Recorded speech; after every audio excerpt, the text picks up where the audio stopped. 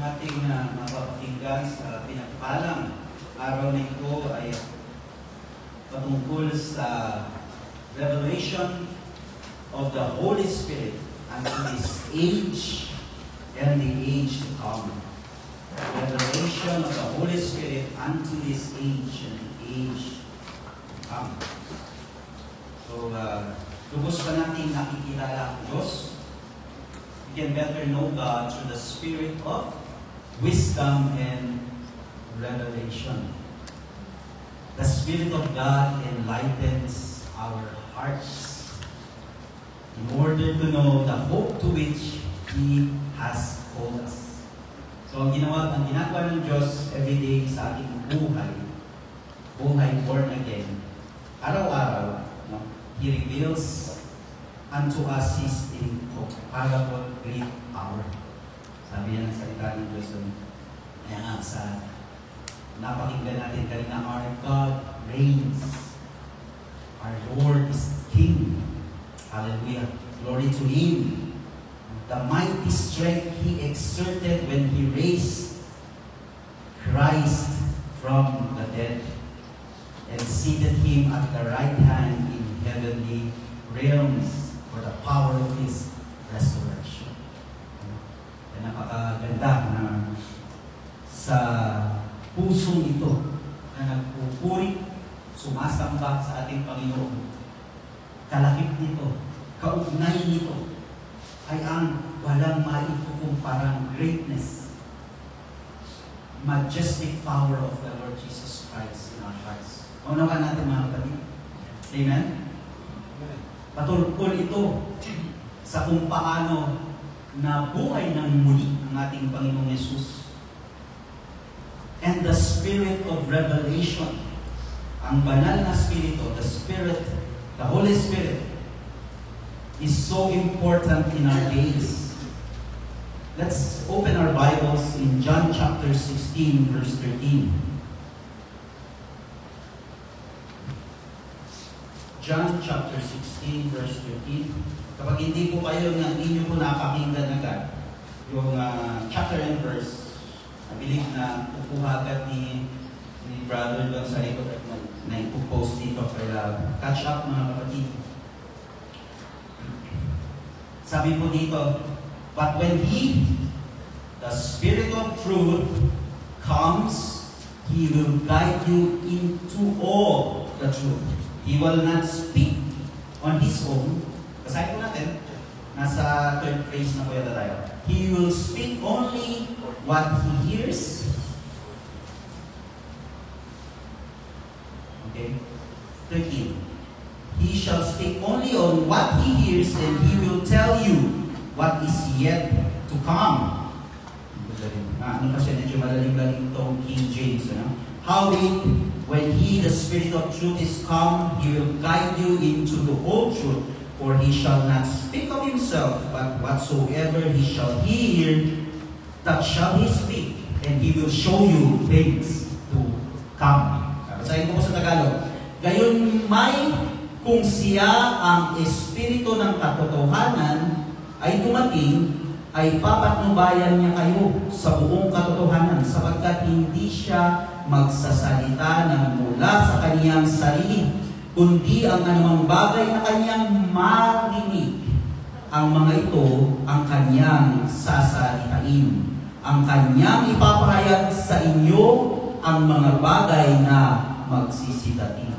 Okay, that's the Holy Spirit, okay? Sa Ebanghelyo ni Juan, Gospel of John. Okay. So, ang nilahad sa atin ay ang Panginoon is far above all rule and authority, power, dominion, in every name. Ang naghahalin ng Panginoon natin. Not only in the present age, but also in the age to come, the kingdom age. Sa mga hindi lubos na naunawaan ng kingdom age, ito ang panahon after the church age, ang pagtatapos ng simbahan. Sa ilang libong taon, natunghayan ng iglesia, ng church, ang tanda, ang signs ang wonders na nagtatapos na ang church age. Amen? Wala namang makapagsabi dito na nagpapasimula pa lang ang church age. Amen? All lahat na tanda sa huling kapanahon na. Para magnawaan po ninyo, whether bago pa o matagal na sa church na ito, okay, ang pagtatapos ng church age, ng panahon ito, ng mga iglesia, ng mga kinatawan, ng katawan ni Kristo. Ano yung nagtatapos? Nagtatapos na ang ano ba yung mga tanda? Mga tanda is suliranin, right? Every battles that we face. Amen? Okay, kung nagpapasimula pa lang sa kapanahunan ngayon, wala nang natira. Sabi ng Panginoong Jesus, will I find faith when He return? Diba? Ngunit sa mga kapanahunan ito, the last of the last days, the end time, okay, nakikita natin ang tanda, mga birth times, birthdays, mga suliranin, mga kapighatian ng church, at ito'y papatapos na. Ngunit, hindi ibig sabihin ito'y yung pain ay parang papawala. Diba? Wickedness will continue to abound as righteousness abounds, sabi na. Dahil paparating na ang kaharian ng Diyos. At yun ang susunod na panahon, ang kingdom age. Amen? Panahon yun. Nakikita yun sa pagtatala ng kapanahunan. Ngunit, ang sabi ng Panginoong Yesus, sa ating mga puso ay tinatatag na ang kanyang kaharian. Unawaan natin, dalawang bagay. Kailangan maunawaan natin ang bagay nito, mga kapatid. Inaantay natin ang age na yon, ang kapanahunan ng kanyang kaharian, ang pagtayo, ang pag-upo, o ang pag-rule ng Panginoong Yesus sa kanyang trono dito sa lupa gaya ng sa langit. Amen? Thy kingdom come here on earth as it is in heaven. No? Habang papatapos na ang church age. Ngunit, naituro sa atin na bago pa man dumating ko, inihanda na po ng Panginoong Yesus sa ating mga puso. Ang kaharian ng Diyos ay sumasa atin sa pamamagitan ng, ano yung minention natin kanina? The revelation of the Holy Spirit. The Spirit of God upon us. Naunawa natin? Amen? Yeah. Praise God. O yun na, tapos na po. Hindi pa. Naunawa natin.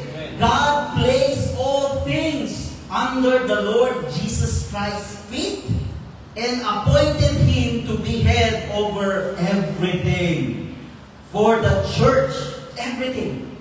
Diba? Kasi ang church, sino ba namumuno ngayon? Iba-ibang pastor. Minsan may religion pa. Minsan there are false religion. Diba? Ganun ang pinapakita ng worldly spirit sa panahon ito. Yun ang church. Pero ang tunay na church ay, anong sabi? God placed all things, ang Ama. Nilagay lahat under the Lord Jesus Christ's feet and appointed Him to be head over everything. Siyang namumuno sa lahat. For the church, the Lord Jesus Christ is our fullness. He fills everything. Siya ang lahat sa atin. Ano? Kung nais nyo pa maunawaan ko, basahin nyo na lamang ko sa inyong mga tahanan sa sulat ni Apostol Pablo sa Ephesus, sa Ephesians chapter 1, verse 17 to 23. Okay. Kaya napakahalaga ng salita ng Diyos. According to Apostle Paul, God's word are the things God has revealed to us by His Spirit. Kasi yung Espiritu ang naglahat nito. Hindi ito hinulaan ng mga tao. Amen? Naunawan natin? Who wrote this? Sino nagsulat dito? Yes, sabi ng in a physical sense, of course, di ba? Hindi naman natin nakita yung Espiritu engraving this in a tablet, di ba? In a physical sense, tao ang mga sumulat. But it is what moved by the power of the Holy Spirit. Amen? Amen. Kaya kung sa susunod mga kapatid, masasabihin sa inyo na mga hindi naniniwala sa salita ng Diyos, sabi, hindi sinulat lang naman ng tao yan. Sasabihin nila, diba? Kadalasan ganun yung mga pilosopong Mga tao, di ba? Sinulat lang naman ng tao yan eh. No! Tell them, no, hindi po. Ito ay influence under the Holy Spirit. Under the Spirit of God. Unawa natin? Para mapaunawa nyo pa sa kanila kapag kausap nyo sila. Kasi kung magkikipag-debate kayo, magiging senseless debate, di ba? Pag, ang tawag na nito, makikipag-filosofuhan din tayo sa kanila. Their hearts are callous, hindi naman yan. Pero pag sinabi natin, ito ay move, ito ay sanhi o gawa ng pagkilos ng banal na Espiritu ng Diyos, kaya ito nakisulat ng napakaraming authors. Amen! Napakaraming propeta at mga tagasunod ng ating Panginoong Jesus. It searches all things. Ang salita ng Diyos, even the deep things of God. Did you know that? Ano kayo maganda, napakahalaga ng salita ng Diyos. It searches all things, even the deep things of God. Sino ang nakakaalam ng isip ng isang tao? Kahit siguro yung pinakamalapit na sa akin na tao dito, o kahit yung kakilala mo na tao dito, pinakamalapit na, nakilala mo na ng ilang taon, sino makapagsasabi ng kung ano nasa isip niyang katabi mo o mismo yung kakilala mo? Amen? Wala. Amen? Anong sinasabi ng salita ng Diyos? Sino ang nakakaalam ng isip ng tao, person thoughts, except their own spirit within them? Yan, nasa salita ng Diyos, except their own spirit within them. Sabi yan sa 1 Corinthians chapter 2. In the same way, no one knows the thoughts of God. Hindi natin, sa pamamagitan ng ating laman, o sa pamamagitan ng ating sariling pag-iisip, gagaya ngayon, kung sarili yung pag-iisip, sarili natin pag-iisip, ang ating ginagamit upang maunawaan ang salita ng Diyos, hindi natin maunawaan ang nais ipabatid ng Diyos. Amen? Okay, ano yun? Ano makakapagpaunawa sa atin? In the same way, no one knows the thoughts of God except the Spirit of God. Yan napakahalaga ng pagpupuspos ng banal na Espiritu sa kapanahonan natin. It is the revelation of the Holy Spirit unto this age. Para maunawaan natin yung darating. Kaya nung sinasabi ko mo to at sariling isip natin sa background o kung ano yung napag-aralan natin, kung ano yung natutunan natin sa mundo, ay hindi talaga natin maunawaan ang salita ng Diyos. O the kingdom age. Or the kingdom to come. Amen? Maunawaan natin ito through the Spirit of God. Okay. How can we know kung anong nasa isip ng Diyos? You know? Can we guess? Can we presume? Oh, the Lord will do this. Oh, the Lord will do that. Di ba? Tayo gano'n minsan, hindi po ba? Ay, gusto ko, ito yung gusto ng Panginoon sa akin. Panginoon, ito yung gusto ko. Panginoon, ito yung hinihili ko sa iyo. How can we know? Amen? Except from the Spirit of God Himself. The Holy Spirit. Amen. What we have received is not the spirit of the world. O, tingnan niyo po yung pagkakaiba, kapatid. What we have received is not the spirit of the world, but the Spirit who is from God. So that we may understand what God has freely given us. Ito ang sinasabi ng salita ng Diyos, not in a words na itinuro ng human wisdom. Pagaya ng pagpapahayag ng salita nito. Hindi pwedeng sarili kong kaalaman at karunungan. No? Amen? Nawa natin, o kung kayo man mag-share kayo sa mga kakilala nyo, trabaho nyo, pamilya nyo, hindi pwede sa sarili nating kaalaman. Di ba? Kaya minsan hindi effective napapansin natin, hindi effective sa pinapangaralan natin yung ating mga anak pag gamitin mo yung sarili mong karunungan. Minsan, di ba, parang babalik pa sa'yo, gawain ko rin ito nung nakita ko. Di ba kasi sarili mong karunungan eh. Amen? But if the Spirit of God leading us, ito po, pagtuturo rin ito, discipleship sa mga parent, di ba? Kapag sarili natin karunungan, ano ito? Kahirap ako sa'yo, di mo alam kung gano'ng kahirap, hindi talaga nila maunawaan minsan gano'ng kahirap yung paghihirap mo. Amen? Kung sa pamamagitan lamang ng ating sarili pag-isip. Di ba? Yun yung kanina, yung sinabi natin, it did not came from the spirit of this world. Ano? Eh kahit ano pa, kahit balik-baliktarin mo pa, di ba magtataka ka, lumaki na lang yung anak mo, hindi niya pa rin naunawaan. Di ba? Pag sarili natin, okay? To make it clear, para malinaw. Pag sarili nating karunungan, sarili nating pag-uunawa, sarili nating kaalaman, ay, no. Ito ang sinasabi ng salita ng Diyos, not in words na itinuro ng human wisdom, but in words taught by God, explaining spiritual realities. Doon natin may explain sa mga tao. Yung kanina po, example lamang yun. Kasi parang discipleship na rin, parent to children, co-workers, mga kakilala nyo kapag sinishare nyo ang salita ng Diyos. Di ba? Minsan, hindi ka maunawaan. Di ba?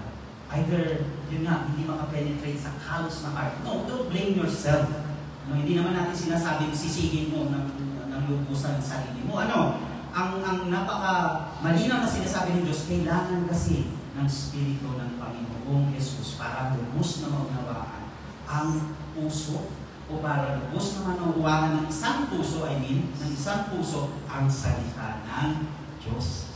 Kaya kapag ang pangangaral mo sa iyong anak o the way you talk to your neighbors, kung paano ka makipag-usap sa iyong kakilala, sa iyong trabaho, even stranger, may mga panahon na parang, di ba, kahit in the name of Jesus lang, minsan, or even sharing to him just a simple Bible verse, di ba parang nagkaroon ng impact agad?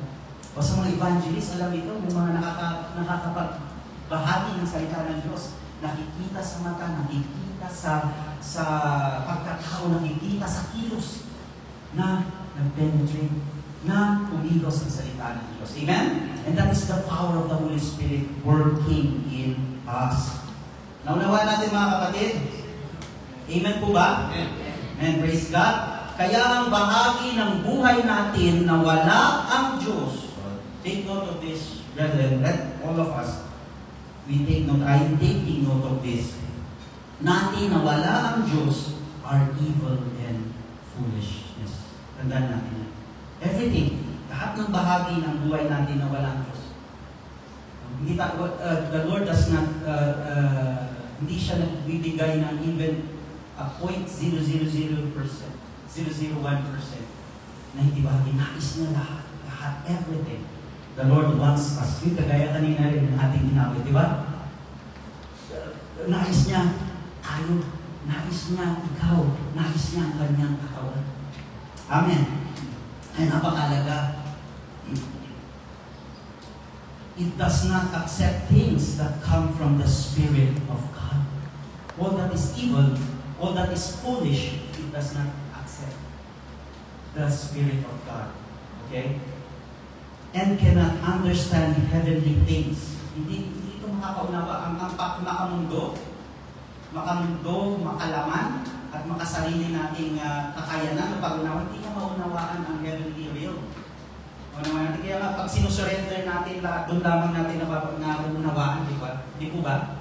Di niyo po ba I believe we have experience na this. Yung lahat ng isinuko mong bagay sa Panginoon, problema man yan, mahalagang bagay man yan sa iyong buhay, o sino ba, tao, bagay, kapag naisuko mo, doon mo naunawaan, yun pala ang purpose ng Panginoon. Amen? Naunawaan po natin. Kaya napakahalaga that the Spirit will lead us. They are discerned only through the Spirit. Mga desisyon natin sa buhay. Ang tanging they can be discerned. Pwede tayong may natututunan sa ibang tao. Yan, walang mali doon. May natutunan. Sa education, yes. Walang mali sa mga mabubuti itinuturo ng edukasyon. Sa mga magulang, of course, lalo na sa mga magulang. At maging sa isang society, sa isang nation. Diba? May mga natutunan tayo. Hindi po ba? Walang mali kung ito'y sa kabutihan o ayon sa kalooban ng Diyos. Pero mostly, ang lahat ng bagay na ito sa ating desisyon ay not moved by the Spirit.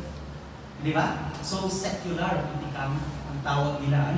Masyado siyang, akala natin masyado siyang kakalimutan dito sa lupa. Kasi so technical, napaka-technical, di ba? Mga batas. Diba? Mga pag-aralan natin, kailangan alam mo to, kailangan alam mo yan. Hindi ba? Pero not most, o hindi lahat ng bagay na yun ay pagkilos ng banal na Espiritu. Tandaan natin yung mga kapatid. Naunawaan natin, at as of this point, I pray, we hope and pray in the Spirit. In the Spirit, naunawaan mo ito. Okay? So, the person who journey with Christ makes decision in all things through Christ. Ano? The person, if we truly journey with Christ, kung tayo talaga ay lumalakad kasama ang ating Panginoong Jesucristo, gumagawa tayo ng ating desisyon sa ating buhay through Christ. Through His Spirit in this time. Amen! Ano? Kaya maganda ito. So, lahat ng mga maling kong desisyon o lahat ng mga na-desisyonan ko na hindi ko kasama ang Panginoong Yesus, maaaring mali, masama, maaari. Kaya nga, nalilibiyok tayo eh. Kaya tayo na kinokorrect in our hearts. Hindi po ba, mga kapatid? All of us. No excuse. Even the apostles, even the holy ones of the Lord Jesus Christ, they were rebuked by the Spirit in their times. Hanggang ngayon. Of course, sino na ngayon ang mga lingkod o sumusunod sa Panginoong Yesus? Binibilang niyo ba ang inyong sarili? Binibilang niyo ba ang church na ito? Are you a servant of the Lord? Hina. Amen. Bibigyan na ng servant eh. Diba? Dito natin. Are you or are we servants of the Lord? Amen. Amen. Praise God. That's who we are. Diba? If you want to be great in God's kingdom, you will be the servant of all. Through Christ. Kapag tayo ay patuloy na nasa Panginoon, we are not subject to merely our flesh or human judgment or the judgments or decision. Ulitin ko po. Kapag tayo ay patuloy na nasa buhay o paglilingkod, kagaya ng sinabi nyo kanina, amen, sabi nyo, you are a servant of God, we are not subject to merely our flesh or human judgments or decision. We are now being subjected through the power of the life of Jesus Christ. Kaya tayo nakakaloob, mga kapatid.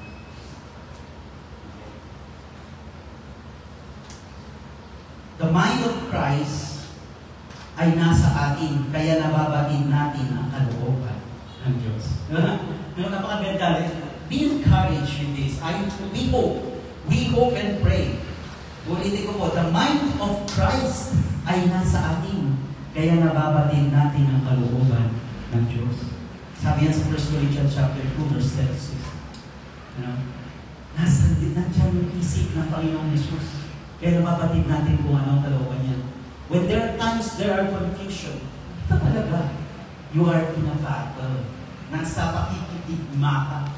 Kaya diba, inawit din natin kanina, blow the trumpet in Zion, makipagtigma, makipag-tunggali ka. Sa dalawa yan dalawang isip, diba? The mind of yourself, your mind, own mind, the flesh, and the mind of Christ. Amen? Yan dyan, kaya nga, isipin naman sino dito yung agad-agad talagang nakasharp ng voice of God sa kanila. Every day. Dito ka tumawid, jump up, punta. Di ba binabattle mo din yan? No? Yung isip mo kasi, violate natin itong mga, yung traffic rules na to. Di ba? Minsan ganyan. Mamadali ang tao eh. Di ba? Relate na eh. Di ba? Pero may isang voice, di sana maaga kang gumising. Para hindi mo i-violate yung mga traffic rules na yan. Amen? Something like that. Naunawa natin mga kapatid? Yeah. That is the voice of the Lord. And it's not that sharp sometimes. Di ba? Hindi ganun ka-direct. Ang Diyos, tinitest niya yung heart eh. Di ba? Doon yung kaluluwa, may digmaan. Di ba? Tinitest niya. So, when you're being tested, He wants you to overcome. The Lord wants us to overcome. Amen? Yung mga itsura niyo, yung iisip niyo, kaya ako nag-overcome. Naku, sabi, lagi pa man din ako nagmamadali, Filipino time. Amen? Yan. Yan kaya, everyday yan, everyday grind. Alam niyo, ang Kristiyano, tayo mga Kristiyano ang nakababatid na pag araw-araw na pagtunggalin ng buhay ko. Diba? Everyday may ano yan eh. Sa Amerika nga, tawag nila hustle, grind, yung parang paano kikita. Paano, di ba? Para may pantustos sa pamilya, no? Pilipino pa kaya? Sa kanila, ang yaman-yaman na nilang bansa, dito pa kaya sa atin. Paano nakikipagsapalaran ang bawat Pilipino. Amen? At doon na-detest ang ating art. If we have that, yung mga lumang art, yun, kagaya nun, saan galing yung pag-iisip na yan? Filipino time. Di ba?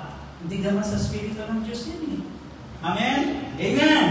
Amen! Ang malalakas ang loob, yung laging maaga. Siyempre, dapat lang. Pag laging kang maaga, amen! Medyo pero darating ang panahon. Mga kapatid, darating ang panahon pag nanalo ang pag-iisip ng Panginoon niya. Hindi ka man nakikinig sa pastora, hindi ka man nakikinig sa mga kapong gagawa dito. Pero kapag nagpatuloy ka sa Diyos, gagawin ng Diyos, sa darating na panahon, magbawagi ang katotohanan ng Panginoong Yesus, ang Holy Spirit, and you will be blessed at masusunod mo yung dapat masunod na kalooban ng Panginoong Yesus. Amen po ba? Amen. Long for that day, or even long it now. Bakit hintayin pa bukas? Bakit hintayin pa natin mamaya? Ngayon na. Amen? Ama, ilan tayo dito? Diba? Biglang bagong ang laking tulong sa Baguio City. Diba? Wala mga pasaway. Kasi nakakatulong lahat tayo dito. If we are 50 plus here, di siya pang dumagdag sa 500,000 na populasyon ng Baguio. Amen? Amen. Amen. Kasi may mga sumusunod. Diba? At yun ang Kristiyano. He knows. He knows na mayroon siyang struggle. He needs to earn. He needs to look for a source of income for his family. But it must be in the Spirit of God. Amen? It must be in the will of the Lord. Amen? Amen. I pray na lalo pa natin maunawaan. We pray that we will continue to understand all these things. The mind of Christ kasi ay nasa atin. Sabi ni Apostle Paul in Ephesians chapter 3, Ephesians chapter 3, verses 3 to 5.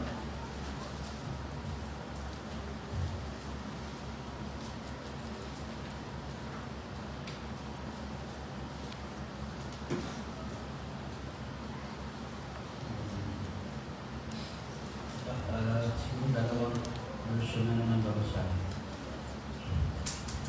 Okay. That is okay, sabay-sabay po nating basahin. Hindi version ko. That is the mystery made known to me by revelation. As I have already written briefly, si Apostol Pablo sinasabi niya, kagaya ng kanyang nais, verse 4, in reading this, then you will be able to understand my insight, yung nilalaman daw ng kanyang pag-isip, into the mystery of Christ. Nais kasi ibahagi ni Apostol Pablo ang pag-iisip niya patungkol sa Panginoong Yesus. Kasi alam niya, yung banal na Spiritong kumikilos eh. Diba? So alam natin, hindi madamot ang si Apostol Pablo. No? Nais niya kung anong insight niya, nasa sa loobin niya patungkol sa Panginoong Yesus. Okay? Sige, tuloy natin para hindi malalo yung maunawaan. Verse 5, which was not made known to people in other generations, as it has now been revealed by who revealed it? Spirit. Again, sino nag-reveal? It has now been revealed by the Spirit to God's who?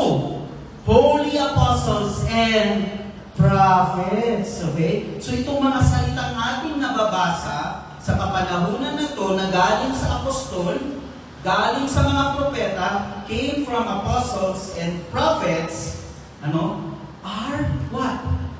Revealed by the Spirit of God. The Holy Spirit. And we, in this time, inilalahad din. So, ibig sabihin, hindi tayo malalayo. Huwag niyong sabihin na, hindi, bakit? Kapag kinausap ka ng Panginoon Jesus,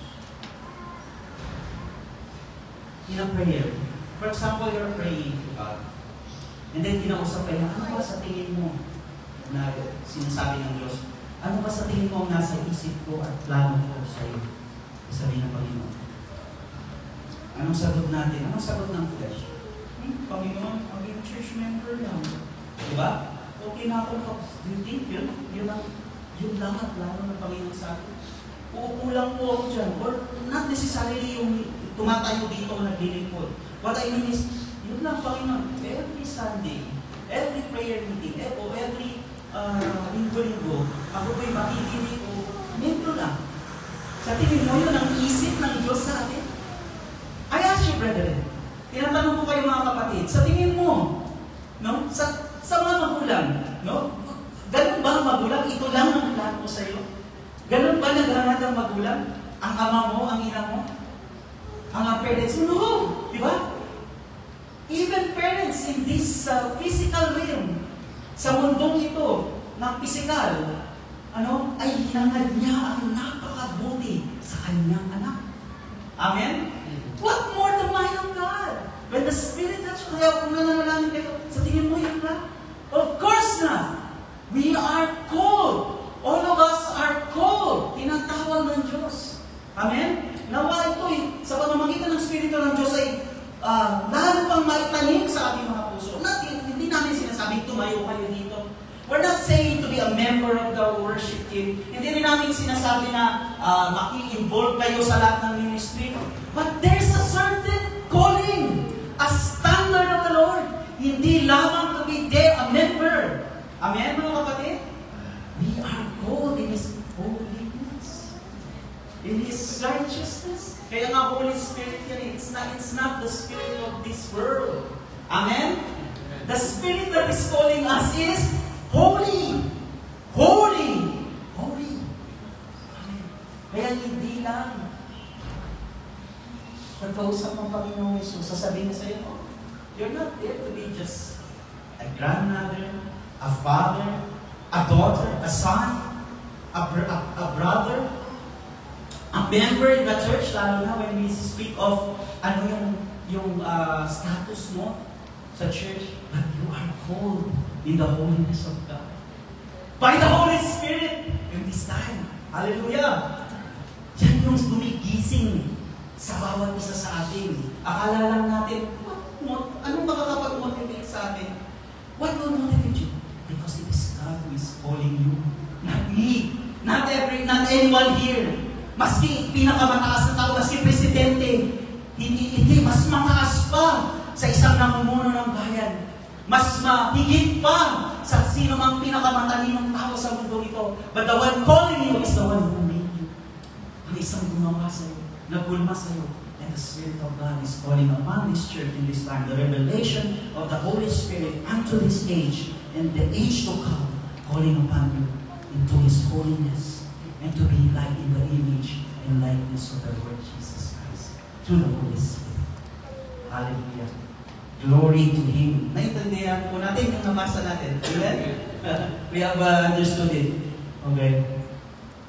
On the other hand, naman po, these are the clear warnings sa panahon natin. On the other hand, opposite to the revelation of the Spirit, Scripture says that the wisdom in this world, okay, nawain po natin ito, the wisdom in this world, also known as the spirit of worldliness, paulit-ulit ito, na naitulog ito, ang kamunduhan. Saan pa may excuse kayo, please speak Filipino, I'm Tagalog. Please speak, mag-Tagalog ka, ako'y Pilipino. Sabi nung ibang minsan, ang kamunduhan, spirito ng mundo, okay, will fade, sabi ng Diyos.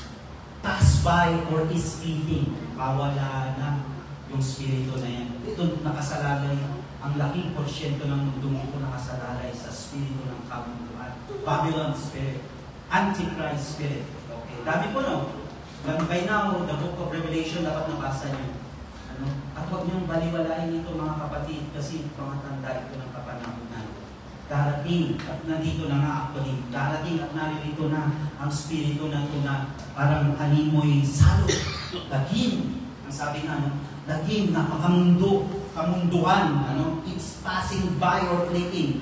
Worldly life is meaningless. tandaan natin yan. Because they do not last. Okay? They do not last. Pilipas yun. Di ba? They do not last. All earthly riches and worldly pleasure. Ang malutong ito dapat sa puso natin. Kasi nga, di ba, dalawang isip eh. Isip na nanggagaling sa Panginoong Yesus to the Holy Spirit, and isip, pag-isa rin natin pag-isip. Di ba? Yung makaaway eh. Paano na yan? Paano na yung mga pinundar ko?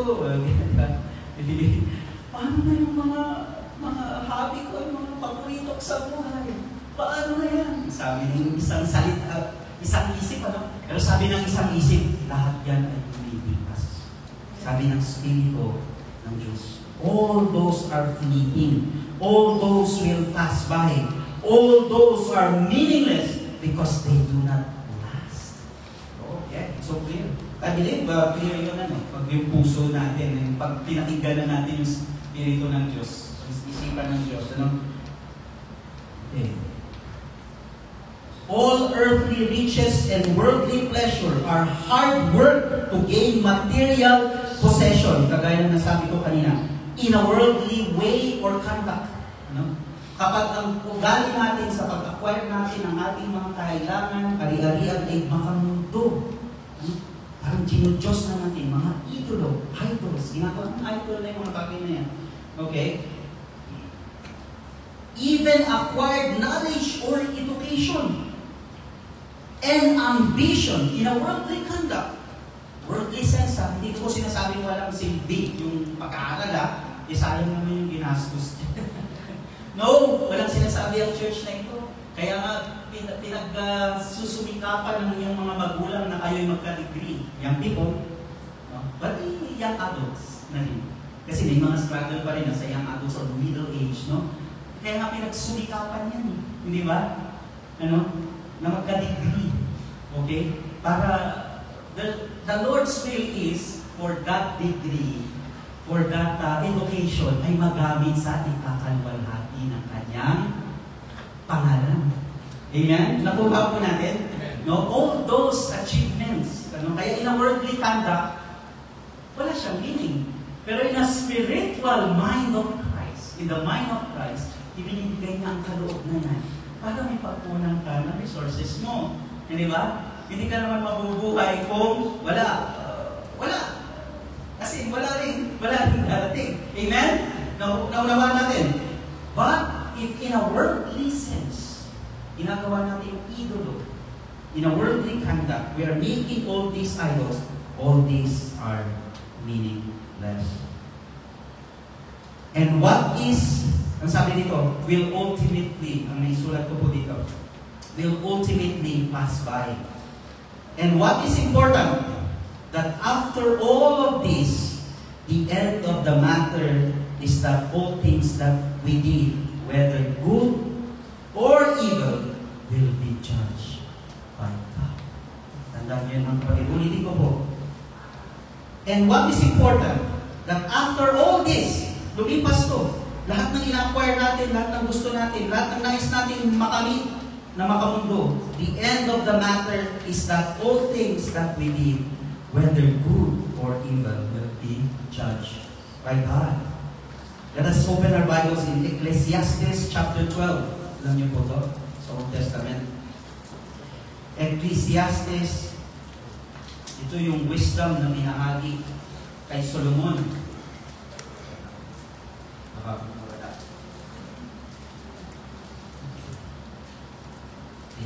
Ecclesiastes chapter 12.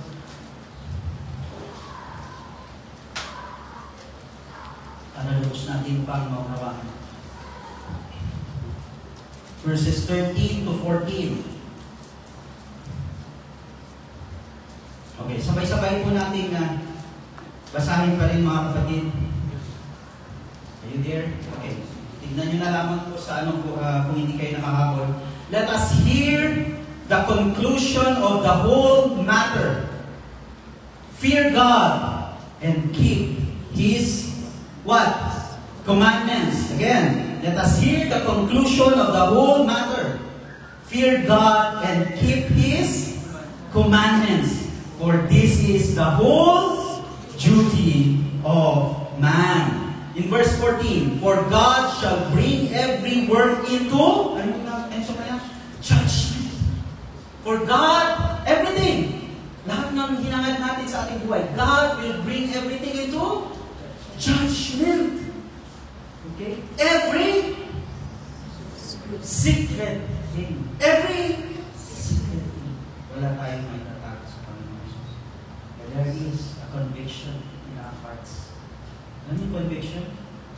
Ang konsensya natin, ang soul natin na nasave, ang spirit ng Diyos, binabagabag tayo. Kasi walang matatagong sikreto sa Panginoon. Amen? Don't be sad. Mas mainam na nai-expose sa atin. Huwag kayong mapanghinaan. Dapat lang. Di ba?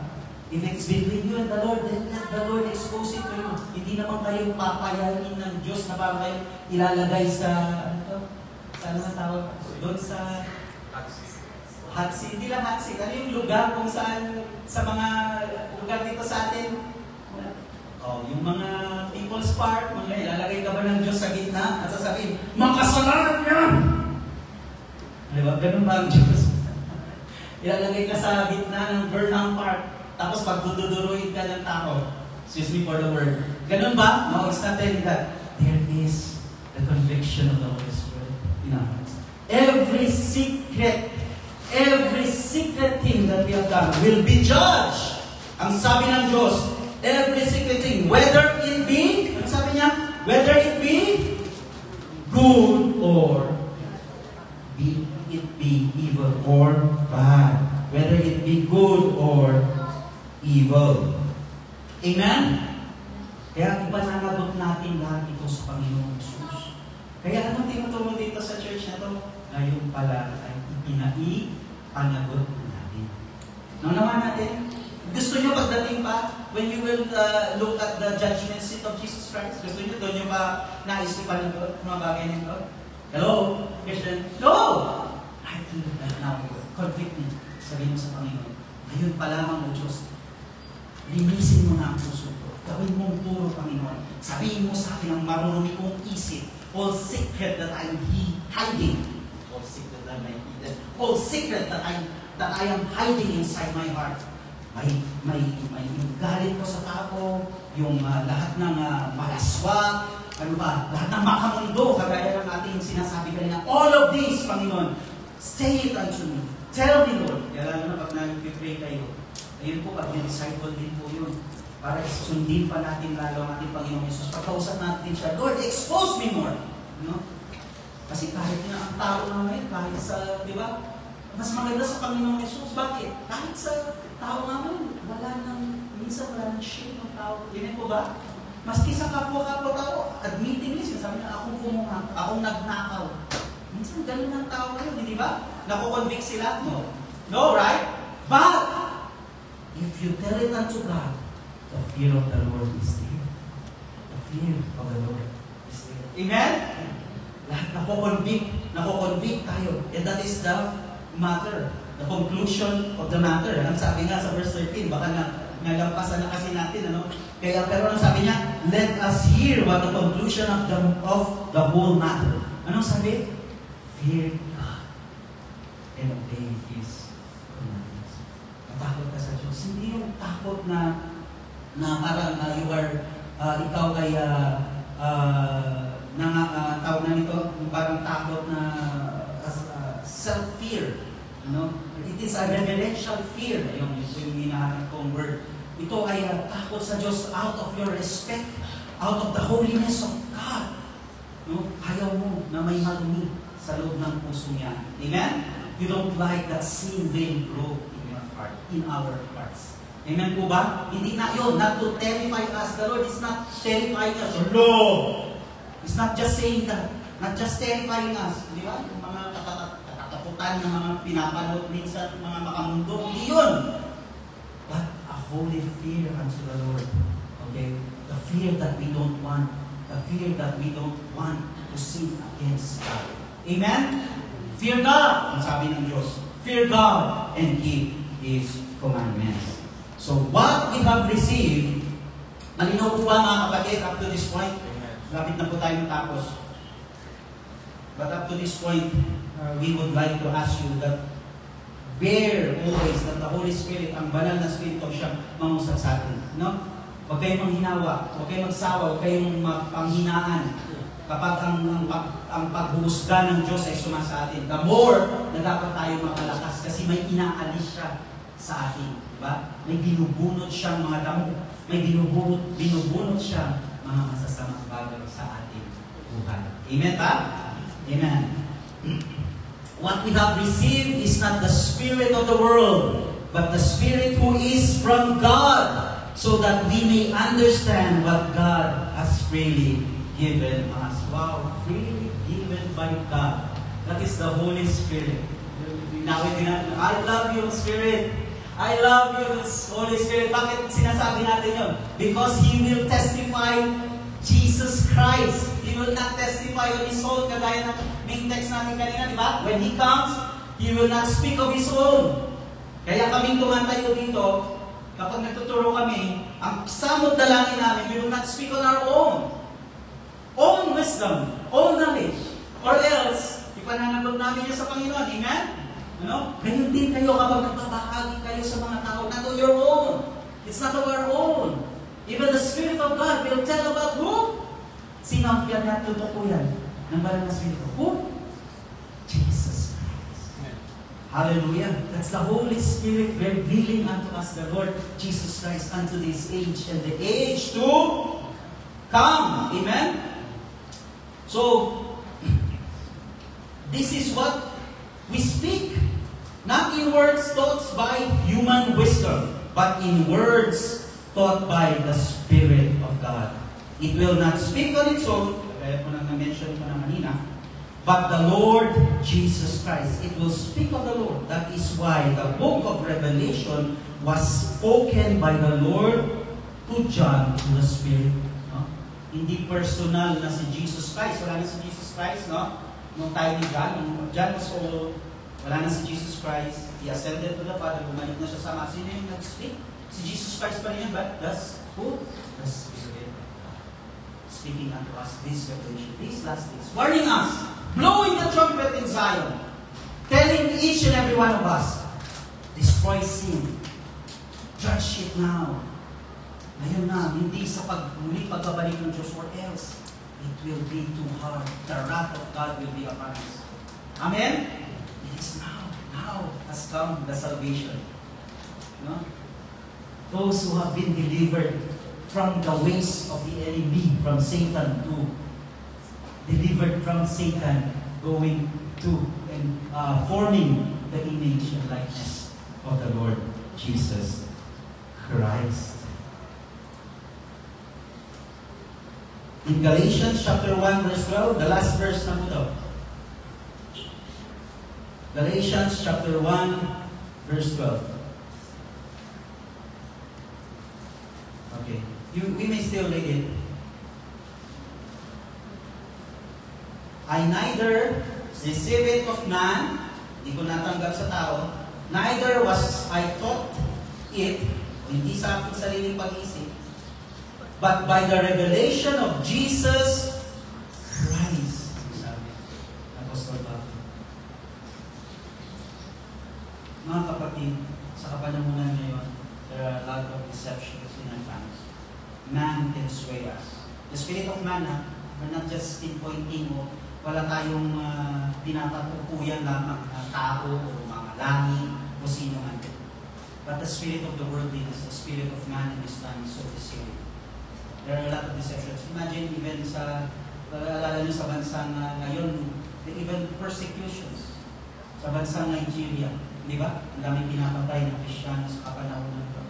They're murdering Christians because of deceptions. These are the minds of men. Tao ang gumagawa ng mga bagay dito. Kaya sabi ng Apostol Pablo, hindi nang galing sa sarili niya, sa kanyang sariling pag-isip o salita ng tao. Even religion right in this time, ang daming deception in religion. And it is the works of men.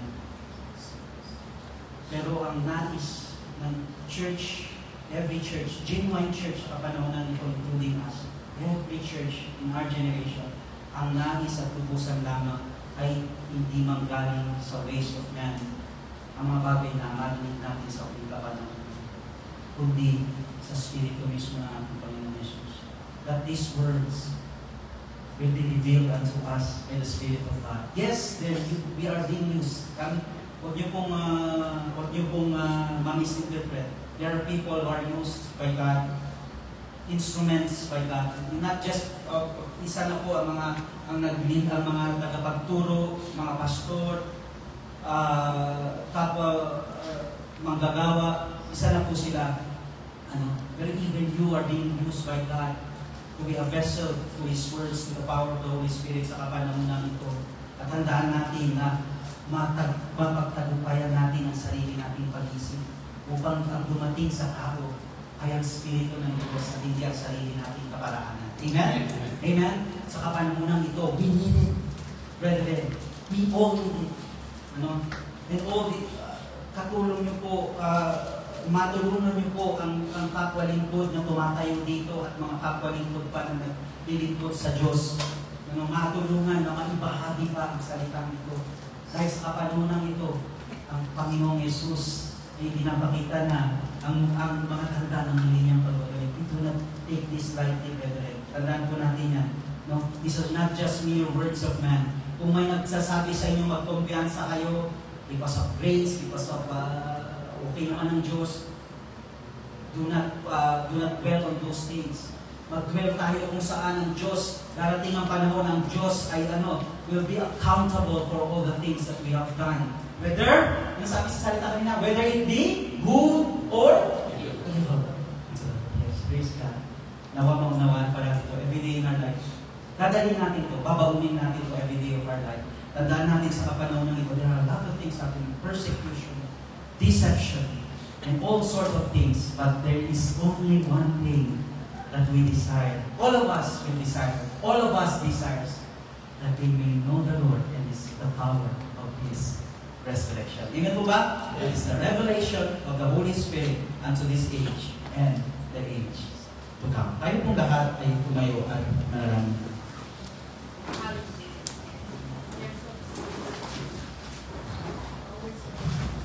Yes, Lord. Oh, Holy Spirit,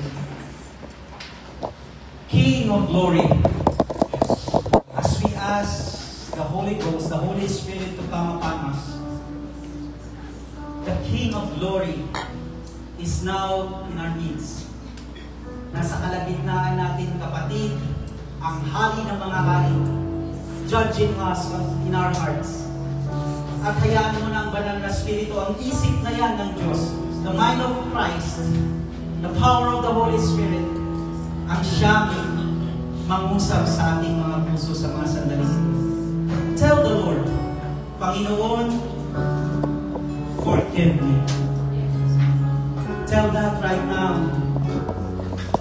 Sabihin mo kapatid sa Diyos, Panginoon, husgahan mo ako. Ayun pa lamang mo, Diyos, dahil dumating ang iyong kaligtasan sa akin, husgahan mo lahat ng evil sa akin, O Lord.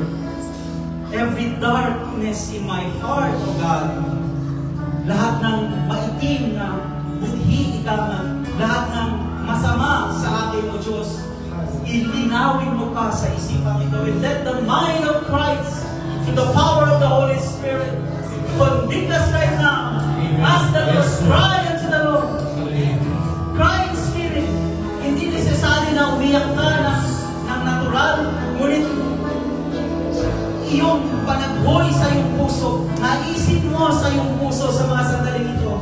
Kapatid, you will experience the outpouring of the Holy Spirit, a revival, a change of heart. Kung gagawin mo ito sa Panginoon, hindi kanilungan.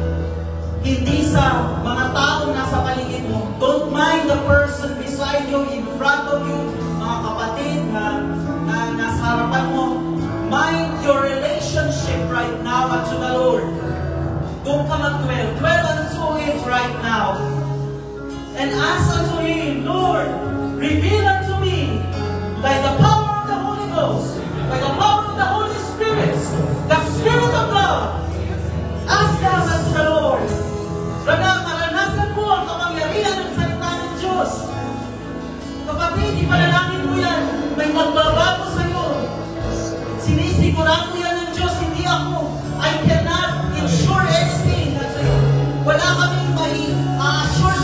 Only the Lord, as the twins, cry unto the Lord. Patawarin mo ako, Panginoon. Baguhin mo ang pusong ito. Dahil niligtas mo ako, Diyos, at isa akong bagong nilalang sa iyong harapan. Huwag kang magsawang kausapin ng Diyos. This prayer is important because you have received His words, not the words of man, but the word of God. Oh Lord, we come before you with humility, Panginoon, sa buong pagpapakumbaba namin, O Diyos. Ayaw na namin maulit-ulit pa ang mga lumang bagay dito, Panginoon. May hangganan ito, O Diyos. Hayaan mo, O Diyos, na hindi lamang ako isang miyembro ng isang church o isang iglesia. Pahintulutan mo pa, Panginoon, na pagtawag mo sa akin na isang mataas na panawagan, a high calling unto God, a high calling in Christ Jesus. Tell that to the Lord, Lord, nais ko pa. We want more of the life that you have given us. And totoo, kapatid, bless His name kung may nangyayaring pagbabago sa mga sandaling ito sa puso. Bless His name kasi may mangyayari pang mas mabuti sa hinaharap sa iyo. There will be spiritual blessings in the future unto you. We proclaim it here right now. Yes, Lord. Let the gift of the Holy Spirit bountifully nourish upon you. Magpasalamat ka sa Diyos. Have joy in the Lord. Rejoice in the Lord. For He will give you the desires of your heart. And He delights. Nais niya ang iyong pagpapanumbalik. Nais niya ang iyong pagpapatuloy. Nais niya na bumangon ka sa pagkakatulog ng Espiritu niya. He wants you, brethren. Nais niya tayo. Gustong-gusto tayo ng Diyos. He wants us. Oh Lord, that relationship, that love that you have given us, huwag nawa magmaliw, Panginoon. May this first love of ours, may this love of ours goes on day by day habang nire-reveal ng banal na Espiritu sa amin. Thank you, Lord. Oh Lord, thank you for your holy presence in our needs, for the power of the Holy Spirit, for your presence in our needs, Panginoon. O Diyos, ang tanging panalangin na lang namin ay hindi ito maalis sa amin, manakaw, Panginoon, ng kaaway. Bagkos, O Diyos, we will help you protect this life, Panginoon. Kabilang kami, napakakaingatan ng buhay ng aming Panginoon Jesus sa mga sandaling ito. Kapatid, sa pananampalataya, kung ano ang binigay sa iyo ng Diyos ngayon, tanggapin mo ng mainam at buong pag-ibig. Yes, O Lord. Hallelujah. Thank you, Lord. Let us glorify the Lord.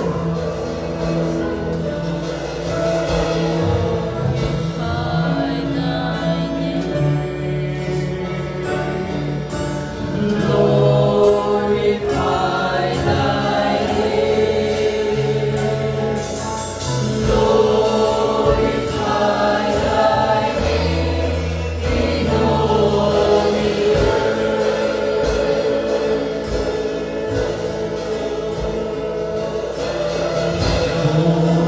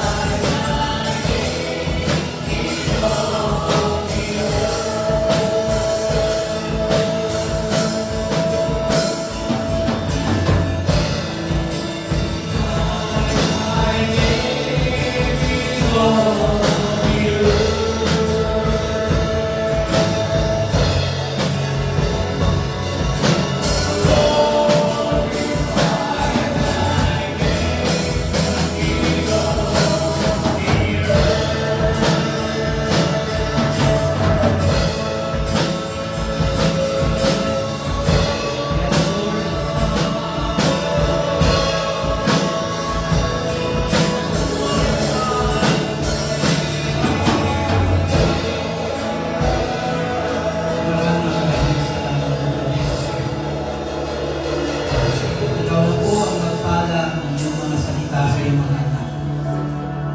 At palagi nila ito itanim sa kanilang mga puso. Ang banal na Espiritu ay siyang mag-lead sa amin sa iyong kaliwiran at kabanalan. Be glorified, mighty